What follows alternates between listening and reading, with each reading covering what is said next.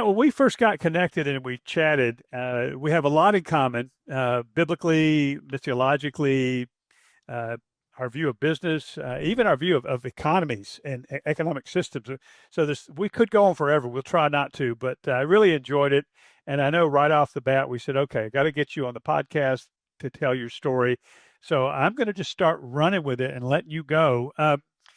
Give us a little bit of backstory on how you met the Lord and how you ended up in Africa, which is where Water Four is primarily focused, at least at the current time. I could see it going other places, Yeah. but just a little bit of your backstory. Yeah, appreciate it. I think the short answer to that is knucklehead kid from very, very rural Alabama. Um, and managed to get myself kicked out of the public school system when I was in seventh grade. I was 12, and my grandfather passed away and left a little life insurance policy that enabled my parents to put me in a Christian private school. It was my first time around believers, my first time around really.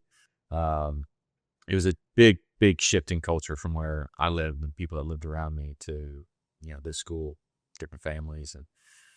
And the Lord used that for about 5 years, I think, to kind of soften up the edges of my knuckleheadedness. And then my senior year of high school, I was on a lawnmower and I heard a voice say, "You don't have to hurt others anymore." Shut off the lawnmower. Heard the same voice again. And in the context to who I was, that was like the most outside of me thought that God could have introduced into me. And it's been a lifetime of unraveling that. But my response in the moment was to drive to the church where one of the Bible teachers taught from this high school. And I showed up coming up the steps and he says, "Matt, what are you doing here?" And I'd grown up with sort of a defense of like the Bible was a book for man, by man. He's for soft, weak people. I wasn't going to be one of those, it's going to be tough and self-reliant.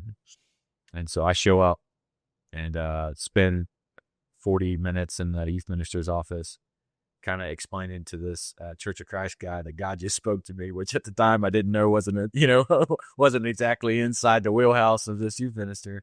But I got baptized that night for 500 strangers, placed my faith in Jesus, and was handed my first Bible, which I devoured over Christmas break. And suddenly saw myself and all my story in light of all these other people's stories that were in the Bible, other misfits and mess ups and people that God was taking and redeeming. So you weren't the first knucklehead that God ever No. grabbed a hold of.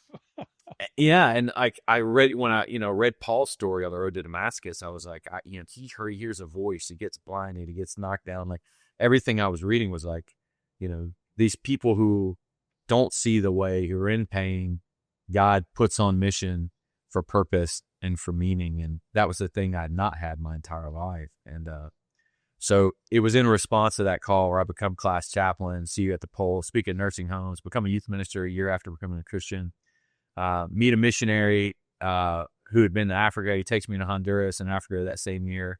And like the context of material poverty and pain and who I was and where I'd came from just gelled.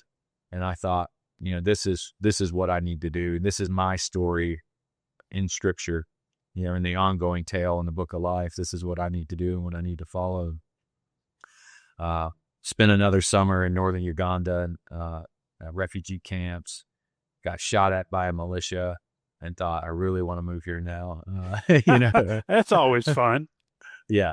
It's tells you a bit of the way my brain works. And then my girlfriend at the time met me in Kenya for the last half of the trip, and I proposed to her there. She said yes, and my wife, 18 and a half years, Grace. So I finished my master's degree, and we moved to Togo in West Africa to be missionaries, to join a team there who was leaving. They'd been there for a decade. They had 35 churches. And what they recognized was that in planting the churches were essentially reliant on the missionaries for theological understanding, financial means, for propagation, and for governance. And so I was joining the team, having been mentored by a missionary whose expertise was on these, what he called the four selves. There's three selves in missions, but the fourth self was his self-theologizing when he focused on. And And so we joined to do that, which works for a kid who's always been too independent. I'll do it myself, newspaper under the high chair type baby. It was like the perfect spiritual calling for me was, help people be self-reliant. That's what I did.